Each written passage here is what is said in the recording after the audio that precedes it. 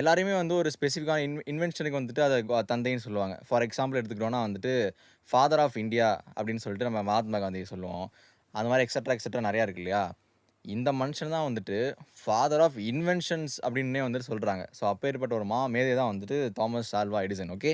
So இவர பத்தின ஒரு கதைய தான் வந்து பார்க்க போறோம். இவர பத்தின ஃபுல் கதை பார்த்தோம்னா ரொம்பவே பெருசா இருக்கு. ஏன்னா வந்து மனுஷன் அவ்வளோ கண்டுபிடிச்சு வச்சிருக்காரு. கிட்டத்தட்ட ஒரு 1000 விஷயங்கள கண்டுபிடிச்சு அதுக்கு பேட்டன்ட்டும் வாங்கி வச்சிருக்காரு. சாரி, பேட்டன்ட் ரைட்ஸும் வாங்கி வச்சிருக்காரு. அப்படின்றதுனால நம்ம இன்னைக்கு சுருக்கமா எவ்வளோ சின்னதா பார்க்க முடியுமோ அவ்வளோ பார்த்துடலாம். Okay. So coming to the story. 1847ல வந்துட்டு மிலன் அப்படின்ற இடத்துல வந்துட்டு அமெரிக்கால வந்துட்டு நம்ம ஆல்வா எடிசன் வந்து பொறக்குறாரு. இவங்களோட அம்மா, அப்பா பார்த்தீங்கன்னா, பேசிக்கா வந்துட்டு இவரோட ஃபேமிலில 7வது பிள்ளை. அதாவது கடைசி சைல்டு வந்து இவரு தான். இவரோட அம்மா, அப்பா என்ன பண்றாங்க அப்படின்னு பார்த்தீங்கன்னா வந்து, இவர் அப்பா வந்துட்டு இந்த மர வேலைகள், மர பிசினஸ் அதெல்லாம் வந்து பண்ணிட்டு இருக்காரு.